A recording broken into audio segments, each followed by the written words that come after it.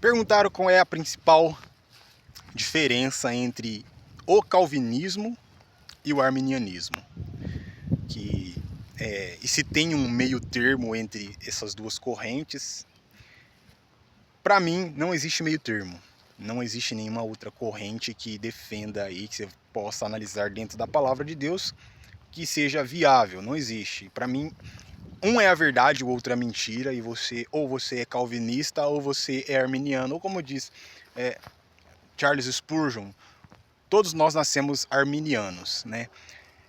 A diferença entre uma coisa e outra é que o calvinismo ele parte da perspectiva filosófica e teológica de que o homem ele nasce morto, ele nasce corrompível, mas essa é uma corrupção onde ele está morto. Ele está morto, como diz Efésios 2:1, ele está morto em delitos e pecados. Ele está entenebrecido no seu próprio entendimento, escravo do seu coração, fazendo a vontade da carne e dos pensamentos. Então ele está morto. E o arminianismo ele parte da perspectiva filosófica de que o homem ele nasce mendigo. Ele não nasce morto, ele é um homem mendigo. E é a partir daí que se desenrola toda essa questão. Então, digamos, se o homem está morto, como diz a perspectiva calvinista, ele precisa, para ser salvo, que alguém dê vida a ele. Para que ele possa caminhar na graça e no poder do Espírito, precisa haver uma ressurreição. Se todos nós estávamos mortos em delitos e pecados, a menos que nós somos ressuscitados espiritualmente, nós não poderemos viver espiritualmente, é óbvio. Já o arminianismo ele parte da perspectiva de que o homem, ele na verdade, ele é um mendigo. Então imagina a situação, você encontra um mendigo na rua, e se você sente compaixão dele e você dá algo que ele não merece, então você oferece uma fortuna para ele não merece aquilo, ele é um mendigo, ele não tem nada para se tornar uma pessoa rica, não tem como fazer nada, mas então você dá a fortuna a ele recebe aquilo, e é assim que Deus trata a humanidade, na perspectiva como isso. O homem não está morto, ele está apenas num estado de miséria, mas não morto. E ele pode querer ou não aceitar aquela oferta.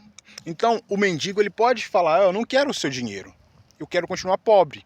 Eu tenho livre-arbítrio para escolher não aceitar a sua riqueza. Então, o arminianismo ele parte dessa perspectiva de que o homem, ele ainda que miserável, ele tem o livre-arbítrio, a liberdade da vontade para decidir entre o bem e o mal livremente, sem ser influenciado. É claro que nós somos livres para fazer escolha, mas todas as escolhas que nós fazemos são influenciadas, então ela não é totalmente livre, não é uma livre vontade, é uma livre escolha, mas não uma livre vontade. Livre-arbítrio significa liberdade da vontade, e nós temos liberdade de escolha, mas não liberdade de vontade. Escolhemos tudo aquilo que nós queremos, que nós temos vontade, isso não é liberdade, é escravidão. Agora, o calvinismo ele parte da perspectiva de que o homem está morto. Se ele está morto, a única forma de ele querer escolher é Deus, se Deus dá vida a ele. Então primeiro Deus tem que vir e catar aquele morto e ressuscitar, senão ele não vai fazer nenhuma escolha por Deus. Ele não vai querer ir para a igreja, nada das coisas espirituais, não vai ter desejo pelo batismo, por nada espiritual ele vai desejar, porque ele está morto, e mortos não têm livre-arbítrio.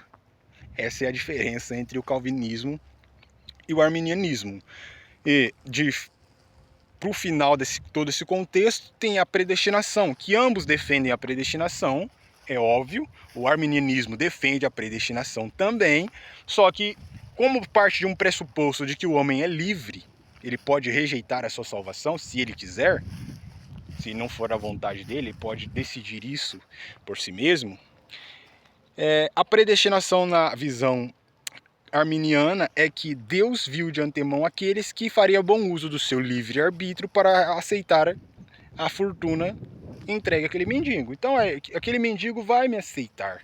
Eu estou vendo aqui que ele vai fazer uma boa decisão, ele vai usar o seu livre-arbítrio para me escolher, então eu vou predestinar ele para ser a imagem do meu filho. Já o calvinismo diz que Deus predestinou de acordo com o propósito da sua vontade. Deus não, mesmo ele sabendo todas as coisas, porque senão ele não seria Deus, né? É óbvio que ele sabia qual escolha a pessoa ia fazer.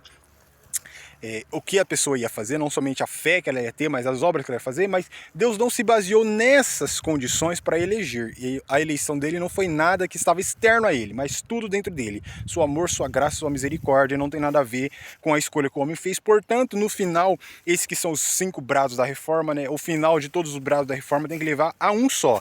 Só lhe deu glória. No final, toda a glória de Deus na salvação, na visão calvinista e na visão arminiana. Como o homem fez uma escolha, ele teve que aceitar, Deus ofereceu e ele aceitou, então ele tem uma colaboração junto com Deus, não é só lhe deu glória, não é somente a Deus a glória, porque ele participou, ele fez alguma coisa, pelo menos na fé ele teve que crer, ele teve que fazer alguma coisa, só que a Bíblia não diz que você é salvo pela fé. A Bíblia não diz que você é salvo pela fé. Tira essa ideia maluca e idiota da sua mente. A Bíblia diz que nós somos salvos pela graça, por meio da fé. Não é a fé que salva, a fé não salva, a sua doutrina não salva, a fé na sua igreja, no seu sistema de crenças, a fé no calvinismo não salva. Não é salvo pela fé, você é salvo pela graça. É isso que o calvinismo ensina, não que você é salvo porque você é calvinista, porque você crê em certa doutrina. Você é salvo pela graça, por meio da fé. É a graça que salva. A sua fé não é um Cristo. Não é um Cristo a sua fé. Tenha isso em sua mente. Somos salvos apenas pela graça de Deus. E o que é graça? É favor aos que não merecem. Na verdade, aos que merecem a ira. É isso que é graça. Favor dado àqueles que merecem a ira. Favor de amor dado a quem merece o desprezo, a rejeição e o inferno. É isso que é graça. Se você não acha que você... eu não acho, eu não mereço o inferno. Então graça não é para você, porque a graça é dada aos que merecem o inferno. É isso que a Bíblia ensina. Essa é a diferença essencial entre calvinismo e arminianismo. O resto são um monte de coisas que eles dizem por aí sem sentido.